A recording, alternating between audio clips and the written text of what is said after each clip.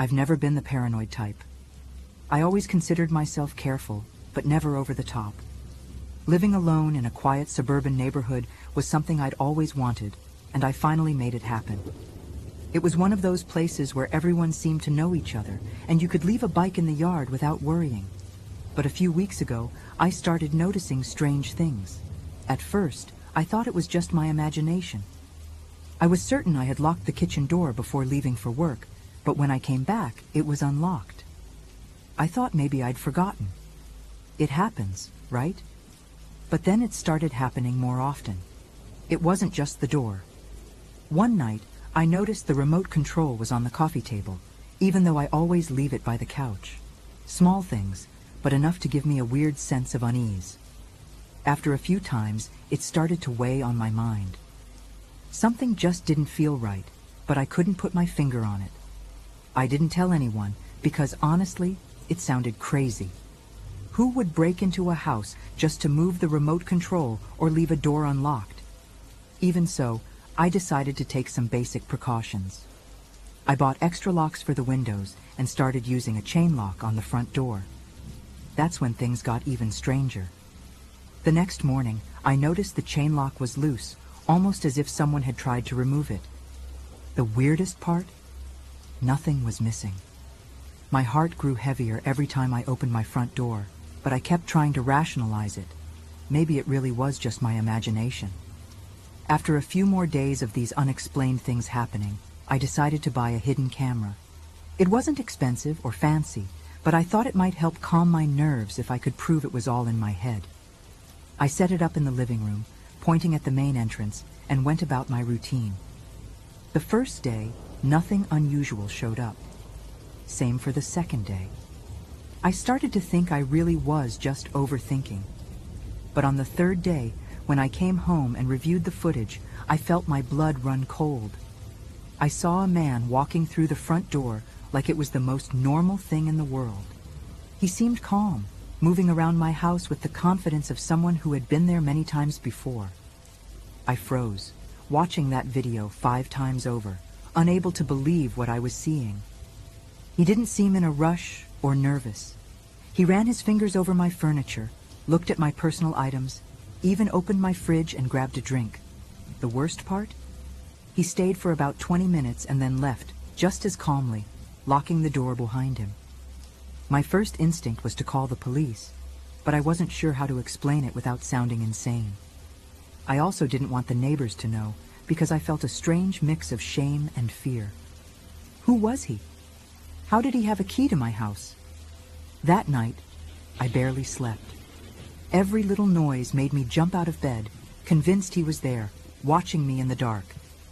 The next morning, with bags under my eyes showing how frazzled I was, I decided I had to figure out what was going on. First, I watched the video again, focusing on the details. He didn't wear a mask or try to hide. It was like he knew I wouldn't be home. That's when I recognized his face. It was the delivery guy I had seen frequently over the past few months, the same guy who delivered packages to me. I'd always been polite to him, but I never imagined he'd have anything to do with this. I remembered one specific delivery a few weeks earlier when he asked to use my bathroom. I found it odd at the time, but let him in anyway. Now everything made sense. He must have copied my key somehow that day. It felt like a punch to the gut realizing someone who seemed so normal was invading my space like this. I called the police this time, with the recording in hand, but they said they needed more evidence to open a full investigation. I couldn't believe what I was hearing. I had video proof of a man entering my house, but they said he hadn't done anything illegal in the footage, at least nothing that could hold up in court. The feeling of helplessness was suffocating. After the call with the police, I spent the entire day staring at my front door, terrified he might come back. I decided to change all the locks and install more cameras, covering every possible angle this time. I also started leaving some lights on during the day to make it look like I was home. Even so, every second felt like an eternity. The next day, I reviewed the new footage with a knot in my stomach, expecting to see him again. And he came back, this time in the early evening. He walked in the same way as before, but now he was bolder. He went straight to my bedroom. Watching that recording was horrifying.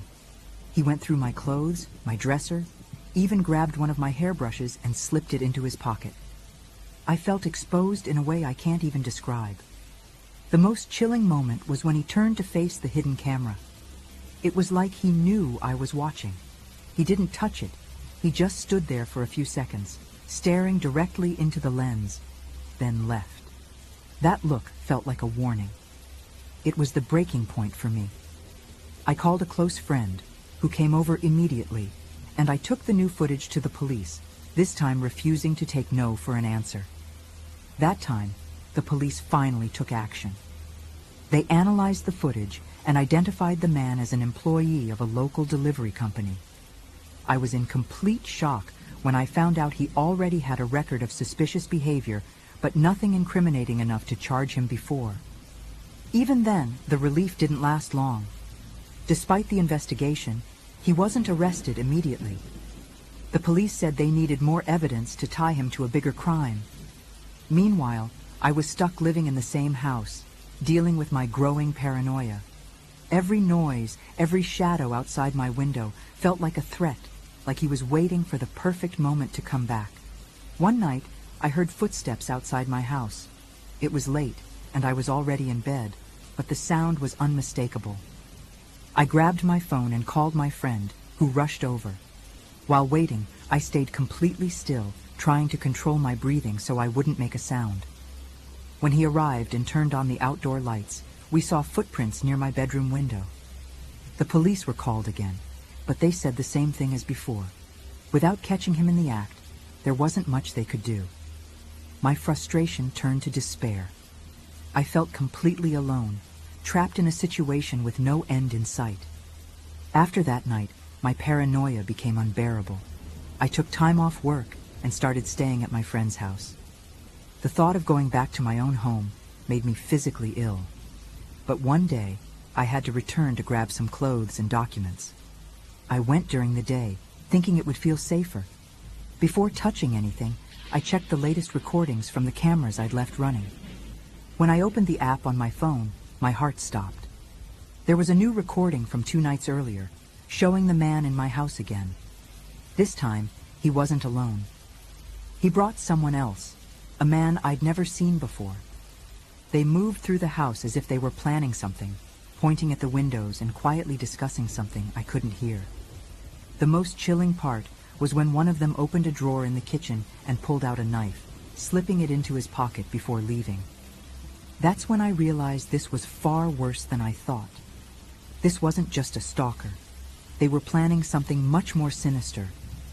I grabbed what I needed as fast as I could and ran out of the house, not looking back. I went straight to the police station after that. This time, I refused to accept excuses or the usual "we can't do anything" response. I showed them the latest footage, and finally, they seemed to understand how serious this was. They opened an official case and promised to investigate. But honestly, I'd lost all trust in them by then.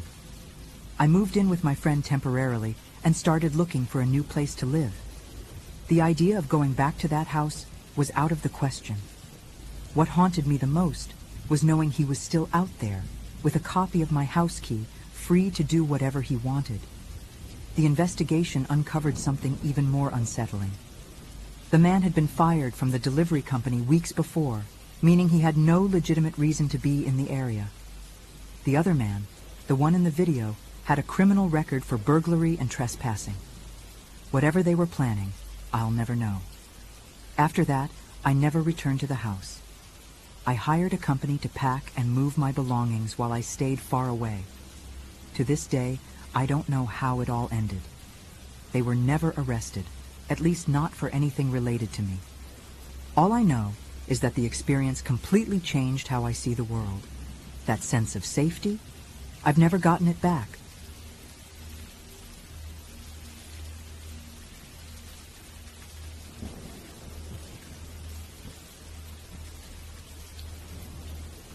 I was never really into using social media to connect with classmates, but this semester I ended up joining a study group on Instagram. It was practical, you know? Everyone would post questions, coordinate schedules, things like that. That's where I met Emily. Let's call her that. At first, everything seemed normal. She'd occasionally reply to my stories, comment on exams or assignments, nothing out of the ordinary. We had a few classes together, but we never talked in person. Over time, though, I started noticing she was always online when I was, liking everything, and weirdly, she seemed to know details about my day that I didn't remember sharing. I thought it was just a coincidence. Things started getting bizarre when she showed up at my workplace. I work at a coffee shop near campus, and it's common for classmates to stop by. But Emily started showing up so often, it became unsettling. At first, I thought it was another coincidence, since the place is pretty popular. Then, she started doing strange things, like leaving notes on the counter when I wasn't looking. They weren't direct, just things like, "You look tired today," or "Hope you're doing okay."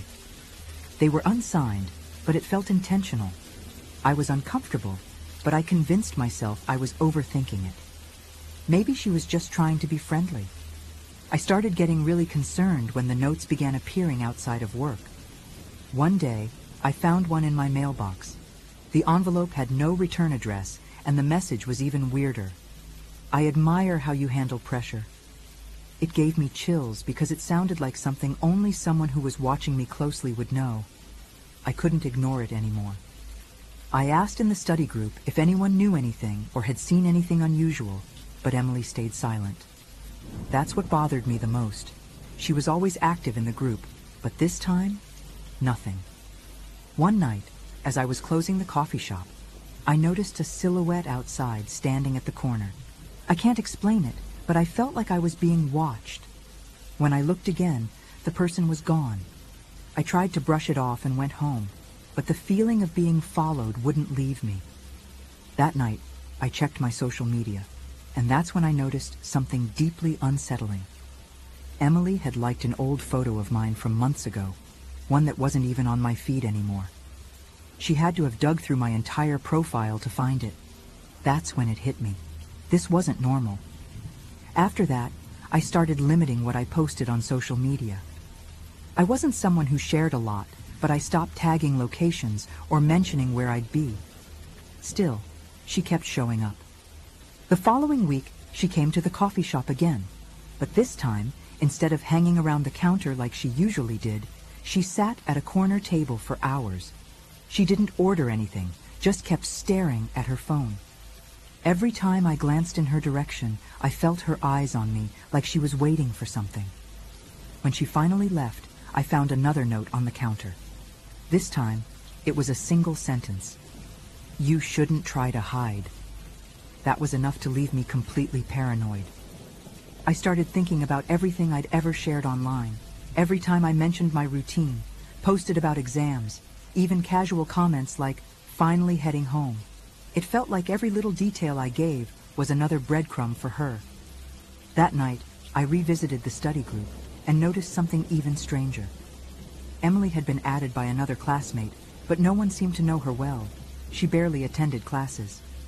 It was as if her presence in my life was manufactured, a game she had decided to play, with me as the target. By this point, I couldn't ignore it anymore. I decided to talk to a coworker about what was happening, just to see if I was overreacting. He listened carefully, but then said something that made my skin crawl. "I think I saw that girl following you when you left the coffee shop last week. I didn't say anything because I thought you two were friends."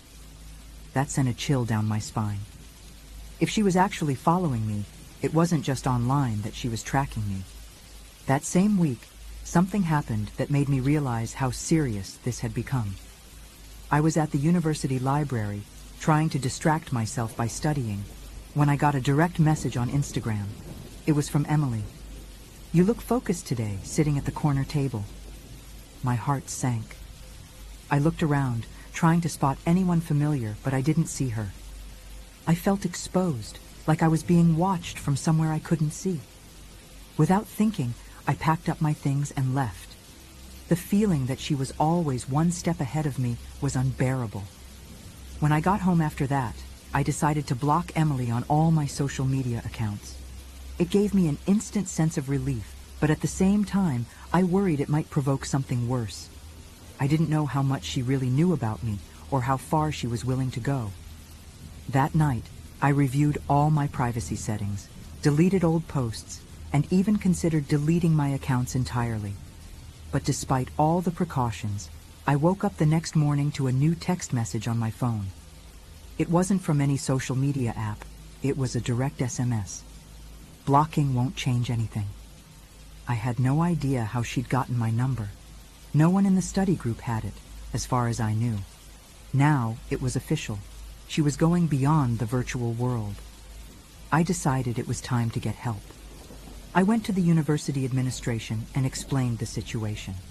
They said they would investigate, but their reaction was so bureaucratic that it gave me no comfort. I left there feeling like I was completely on my own. Walking back home, my mind raced, trying to piece everything together. How did she know so much about me? Why me? That night, I barely slept. I sat on my bed, staring at the window, trying to catch any sound or movement. Every little creak or gust of wind seemed sinister. Around 2 a.m., I heard something that froze me in place. A faint scratching sound at my front door. It wasn't loud, but it was constant, like someone trying to be subtle.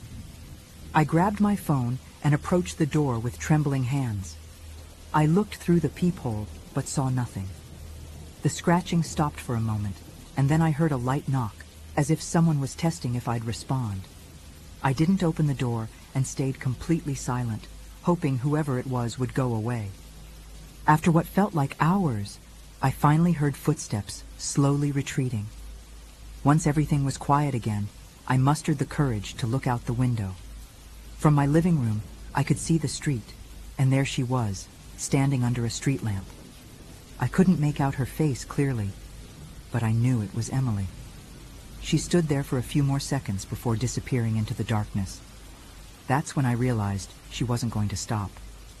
The next day, I decided to stay with my parents for a while. I needed to be somewhere I felt safe, away from the city and the routine she seemed to know so well. During the drive, I kept checking my rearview mirrors, expecting to see her car following me, but I didn't. For a few hours, I almost believed it was over. But that sense of relief didn't last long. The next morning, I woke up at my parents' house to a notification on my phone, a text from an unknown number. I liked the change of scenery. My stomach dropped. It didn't make sense. How did she know where I was? I started questioning if there was something on my phone, an app, or something that let her track me.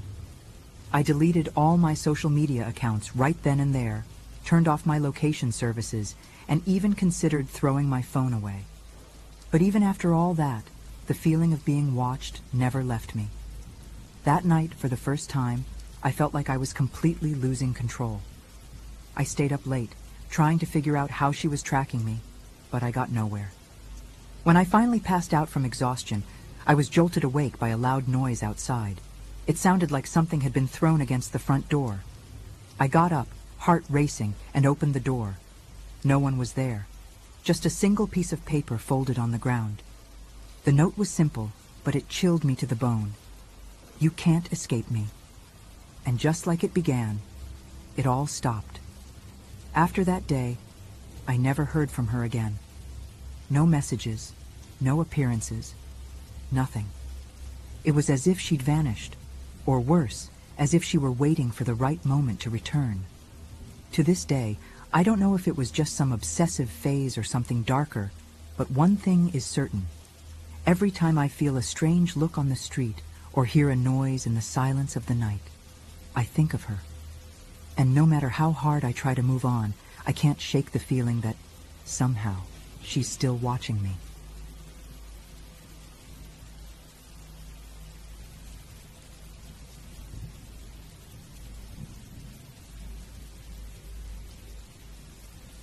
I never thought something like this could happen to me.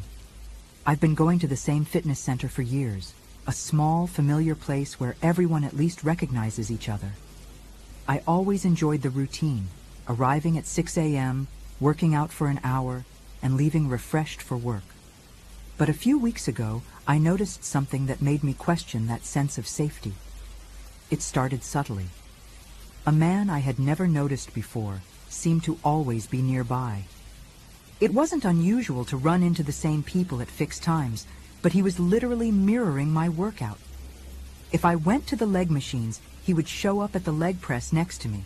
If I got on the treadmill, within a minute, he'd hop on the one right beside me. I thought it was strange, but I tried to ignore it. Maybe it was just a coincidence. But the coincidences started getting too weird. One morning, I left the gym and headed straight for the trail where I usually run on weekends. Not long after I started, I got that uncomfortable feeling of being watched. I looked back, and there he was, jogging a few meters behind me. That's when it hit me. He wasn't just running into me at the gym, he was following me outside of it too.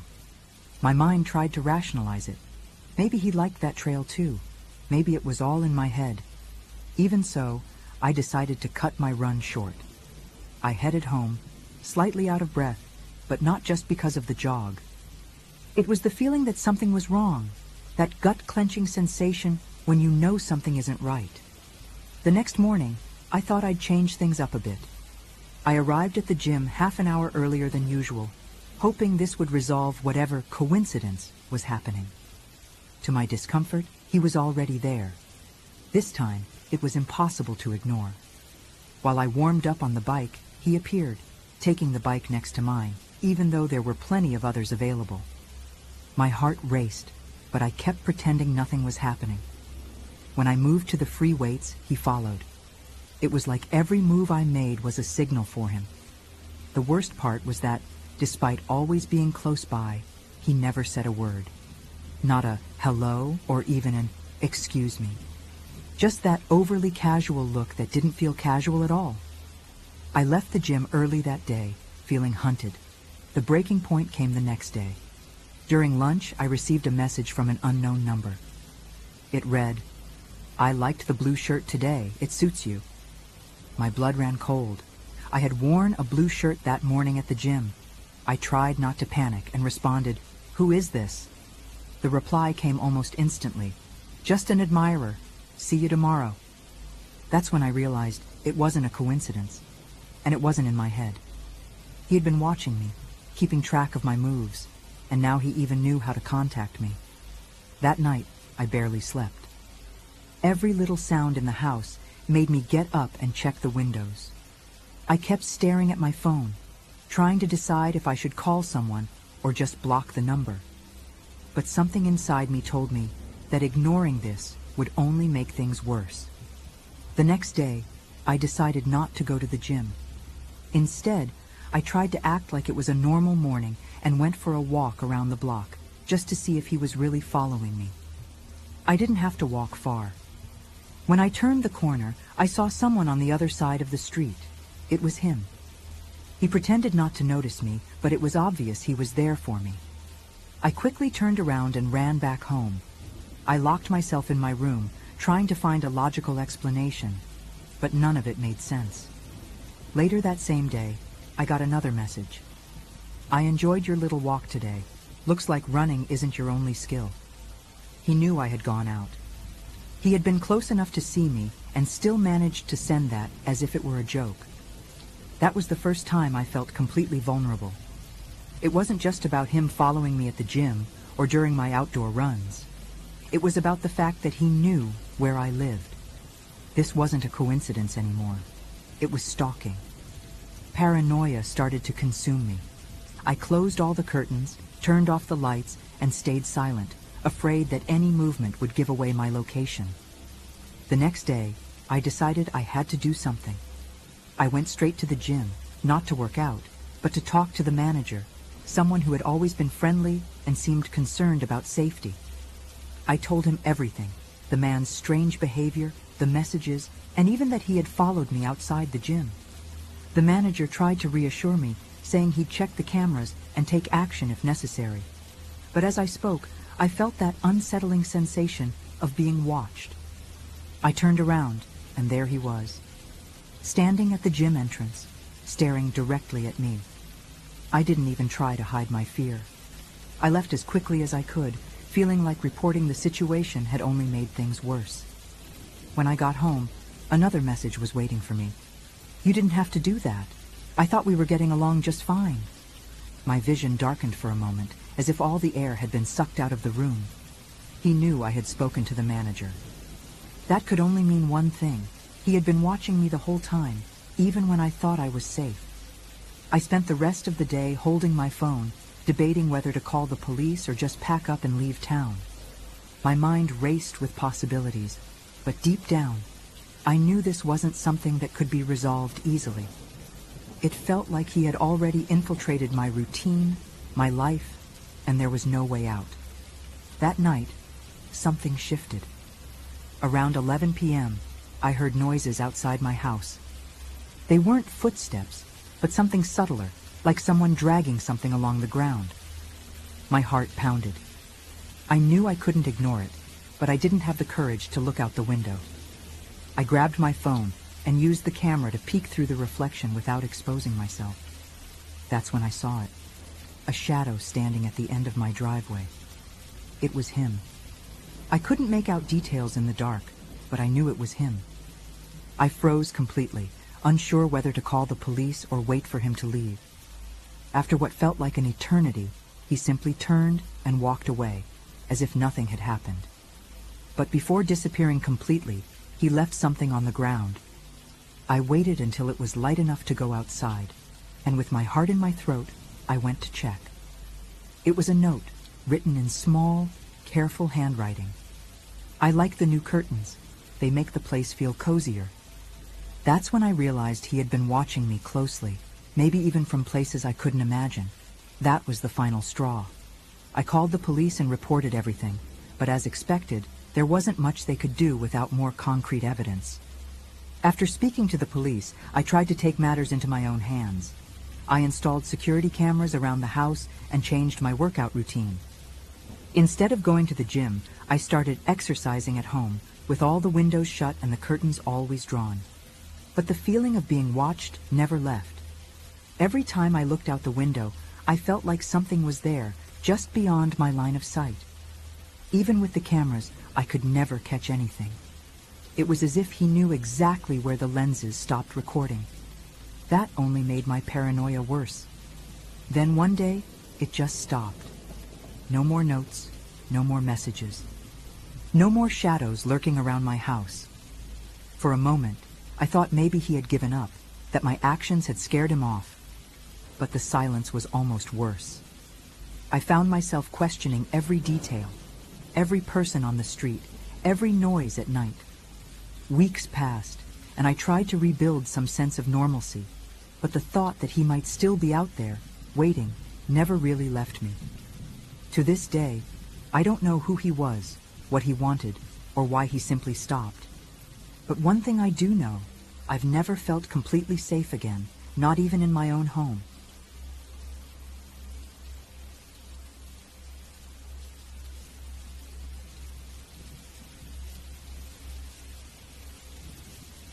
When I started working at the marketing agency, I thought I had hit the jackpot.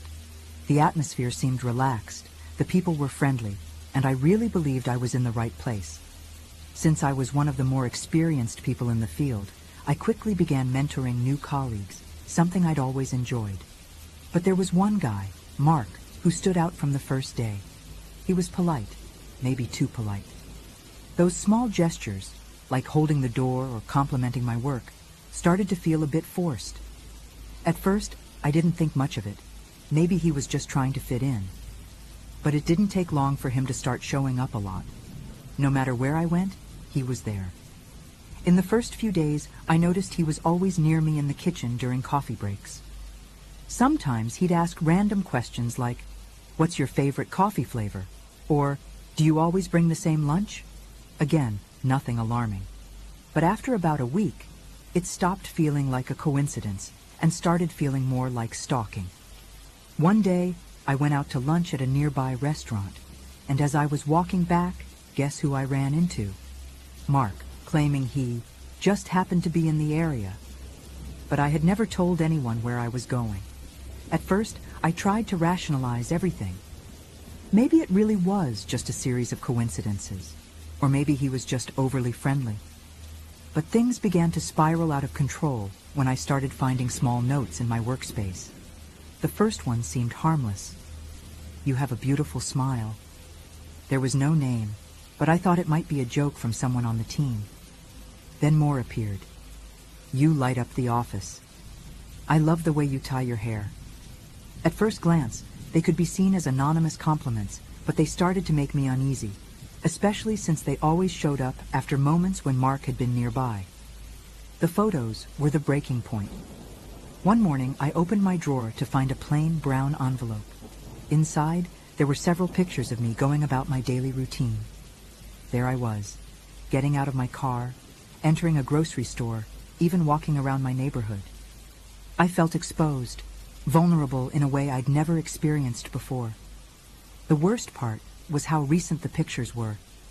They weren't taken from a distance with a professional camera. They looked like they had been taken up close with a phone. By this point, I was certain Mark was involved, but what terrified me most was how he was able to track my movements so closely. I knew I had to take action. First, I went to HR to see if anyone had reported strange behavior from him before, but they said they couldn't act without concrete proof. The feeling of helplessness was overwhelming. I was practically being stalked, and no one seemed to take it seriously. That same day, I decided to confront him. I waited until the end of the workday, when I saw him leaving alone. I approached him and directly asked if he knew anything about the notes or the photos. He denied everything so calmly that, for a moment, I almost believed him. But the strange smirk he gave me before walking away left a pit in my stomach. That night, when I got home, I decided to check my car just in case. I can't explain exactly what prompted me to do it. Maybe it was instinct, or just the paranoia creeping in. I started inspecting the vehicle, and after a few minutes, I found a small device attached underneath, near the rear bumper. It was a GPS tracker. My heart raced. I knew it had to be him. Who else would do something like that? I ran back into my house, locking the door behind me. In that moment, I realized this wasn't just an uncomfortable situation at work. It was something much scarier and more invasive. I couldn't sleep that night. Every sound felt like a warning. Every shadow seemed to move. Deep down, I knew I was safe inside my house, but knowing someone had gone so far as to put a GPS tracker on my car was suffocating. The next day, I went straight to the police. I explained everything to the officer on duty, showed them the tracker, and mentioned Mark. They asked a few questions, but said that without direct evidence linking him, it would be difficult to take action. I left feeling both angry and desperate. It was like no one was taking seriously the fact that I was being followed. Back at work, things got even more tense. Mark seemed bolder, almost like he knew I couldn't prove anything. He started showing up even more in places I frequented, now always with a friendly smile, as if everything was normal. One day, I found another note in my drawer. "You can't escape me." That was enough for me to leave in a hurry. I asked my boss if I could work remotely for a while, but he seemed skeptical, as if I was overreacting. He reluctantly agreed, but made it clear that he expected me back in the office soon. I decided I had to take matters into my own hands. I installed security cameras around my house and started parking my car in different places where I could keep an eye on it. The paranoia consumed me. I was constantly looking over my shoulder. But it was when I reviewed the footage from the cameras that my blood ran cold. In one of the recordings, in the middle of the night, there was a man standing across the street from my house, staring directly at it. He didn't move, just stood there, as if he was waiting for something. I couldn't make out his face completely, but from his build and posture, it was almost impossible not to think it was Mark. The next day, I decided to confront him again, this time more directly. I waited for him to leave the building at the end of the day and followed him. When I called his name, he turned around with that same unsettling smile. I asked him why he was following me, leaving notes, and now even watching my house. He just shrugged, like it was no big deal. Then, with a calmness that terrified me, he said, "You'll understand someday." Without explaining anything else, he turned and walked away, as if everything he'd done was completely normal. After that day, Mark vanished. He didn't show up at the office anymore, or anywhere near me. When I asked HR, they said he had quit suddenly without giving any details. At first I felt relieved, but the feeling didn't last. It was like something was still out of place, like his sudden disappearance was worse than his constant presence. The security cameras didn't capture anything strange after that, and the notes stopped appearing, but I couldn't relax. I still felt like I was being watched, even though there was no concrete evidence. To this day, I don't know what he wanted or how far he was willing to go. All I know is that the feeling of being observed has never fully gone away. Sometimes I still catch myself looking over my shoulder, thinking I see someone following me, or hearing footsteps that vanish as soon as I turn around. I don't know if it's just the memory of what happened, or if he's still out there, just waiting. Maybe I'll never know.